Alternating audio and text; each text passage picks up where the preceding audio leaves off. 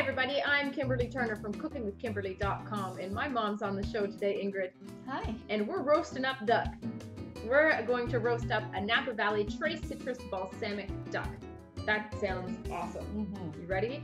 Now we've already prepared a fruit stuffing, and you can use whatever kind of stuffing you like. If you want to use our fruit stuffing recipe, please do so. Check it out on the channel, and you're gonna like this. My grandmother used to make a fruit stuffing, especially when she cooked game, roasted game, right? Yeah. So here we go. I'm going to just pat my duck dry. So this is nearly a 5-pound duck today, and it's a beautiful one too. Yes. What a gorgeous duck.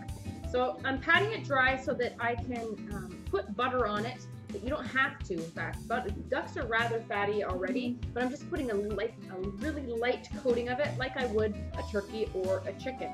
And in order for that skin to crisp up, it needs to be dry, and that butter needs to adhere. So if you have water or liquid on it, it's not going to stick. That's a problem. So our duck came with giblets, a neck, and some organs and stuff. So we have a pot on the stove top, and I'm just going to, we're going to boil it up for like 30 minutes, I would say. Oh, maybe even longer. Yeah, so that the meat falls off of the neck, so you can use that neck meat to make a gravy if you want to. It usually takes a little while for that to happen. It's easy to do while you're doing the rest of the stuff, to just let the giblets boil away. With a little bit of salt in the water. A little bit of salt. Now that's done. Ready? So I have some seasoning, and we're going really basic tonight because Mom wants to use some of the fat that's rendered from the duck for baking, and it's an ideal fat for baking instead of using a shortening or a lard. Duck fat is premium. I'm planning on baking buns, so nice duck, and the duck fat is awesome. You gotta check out our recipe for that, because these buns are traditional buns, and they're really special to us, but they are just so good and very unique. So I have a roasting pan already sprayed, or you can grease it up, and I'm just gonna set that to the side for a moment. And I'm going to just go ahead and get this butter all over my duck. I'm going to use my hands, and I've just slightly melted it so it's easy to get on here. When it's cold outside, it's cold in your kitchen, and things don't want to melt. And this will get the business of rendering fat better too. You've got a little bit on the outside already. And as well, it's going to help with the gravy. And the color. Yes, yes. So I have my oven preheating to 400 degrees, and I know that probably sounds crazy to lots of you, but we like to get ours browned up first, and then we turn it down to finish its roasting. Okay, so now it's all nice and greased up. So have your spices ready to go with the caps off, the lids off, so that you can hold the bird with one hand and use the seasonings with the other. You don't want to contaminate. And I need to first season my inside cavity before I stuff the bird, okay? So, a little bit of pepper, a little bit of pepper, a little bit of salt, a little bit of cayenne, a little bit of gumbo filet. Okay, so I'm gonna season the back side first so that it's easy when I stuff it. The top side can just stay on top. Pepper, salt, cayenne, just a hint, and some gumbo filet. Now gumbo filet is just ground sassafras, dried ground sassafras. Delicious, like poultry. So flip that over, and I'm going to stuff this. Are my beautiful fruit stuffing here I'm helping me with. It's gonna be like your mama. Yes. She used to go out and shoot pheasants every now and again if she ran out of what we would have for dinner, and she would either make pheasant soup or a roasted pheasant and stuff it with fruit. Boy, great. That sure would be handy to just have it out your backyard. You know, we used to shoot have hundreds of pheasants on the farm down there in Niagara on the Lake, but these days, I mean, this was in the 1940s and 50s. These days, you're lucky if you even get to see one pheasant. Well, they're repopulating our area with the pheasants, I understand they are doing that. Right. Because they were really prolific at one time. seasoning the top side. Now you could seal this up with a piece of fruit, but we're just going to use a skewer. So use a skewer. This the ducks have a longer tail than a chicken, so I'm just going to skewer it right through the tail and into that stuffing area, and that should keep it nice and sealed for me. All right, so we're going to transfer this into a roasting baking dish. So I'm going to take a nice sharp knife, and I'm just going to ever so gently score the top of it just to get some of that fat started rendering. You don't want to cut through to the meat because you don't want it to be dry, but you do want to kind of open that fat up. If you've ever roasted a duck yourself, you'll see it lets out a lot of fat. And that's great for baking. There's nothing more delicious than that crispy skin on On the duck, yeah. So good. Absolutely. So what, you're probably wondering where the citrus comes in. Well, I'm using a really tasty vinegar, a balsamic vinegar from Wine Country Kitchens, and it's Napa Valley Trace Citrus Balsamic. This stuff comes out the consistency of a maple syrup, nice thick syrup. And playing off, you know, a glazed orange duck, we're going to use the same sort of flavors in just a different way, in kind of an exciting way. So at the end, we're going to baste this, and we're going to finish browning that and get it nice and caramelized at the very end. It doesn't need to go on till then. Okay, so we have this gorgeous fruit stuffing inside. The duck is prepared. Into the oven it goes. I'm going to let it go on 400 for probably 15 minutes to start getting that fat going and nice and crispy on the top. And then we'll probably cover it up a little bit and turn it down to a different temperature to finish its roasting. In it goes. Ooh, it's starting to brown up nicely. So I let this go for about 20 minutes in there.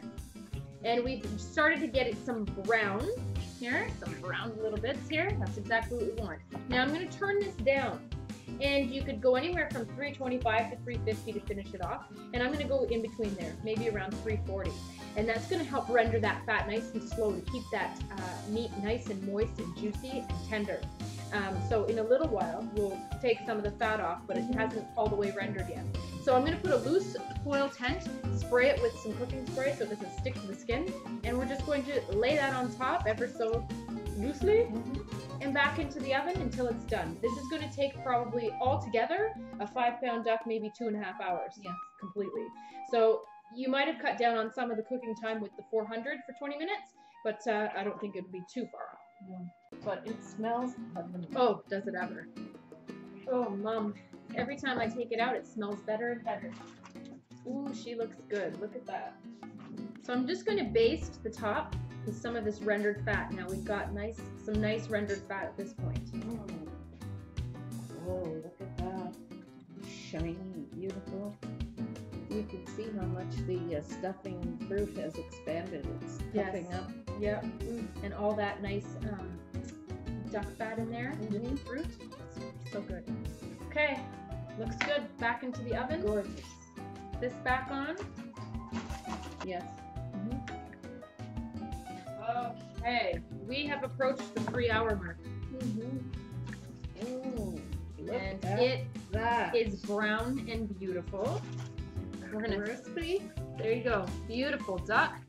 And Mom is going to do a gravy. So we're not doing this on this show. Make sure you check out the show for how to cook roasted duck gravy. Okay? So what I'm going to do now is I'm going to give Mom the drippings, but I need to transfer it over to another pan so she can use them. And I'm also going to glaze it with our gorgeous balsamic. Now I covered up the some parts that look to be browning more than other parts so that everything could be even, and now it looks gorgeous. It's amazing. Perfect. Let me show them up close.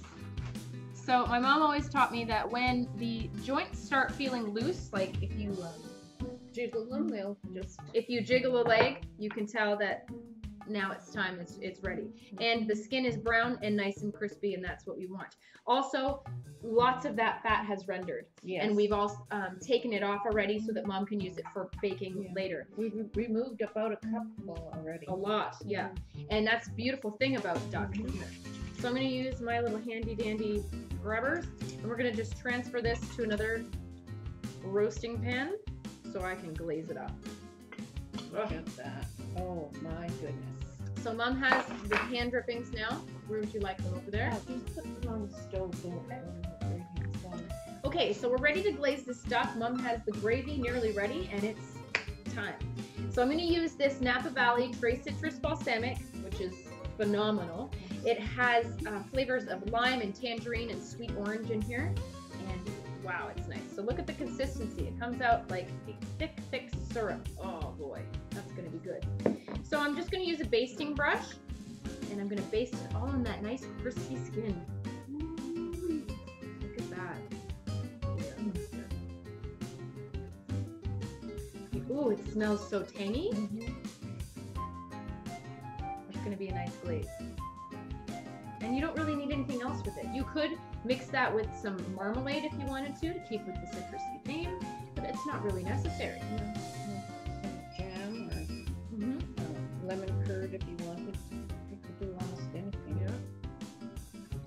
And I used maybe a tablespoon for the whole thing.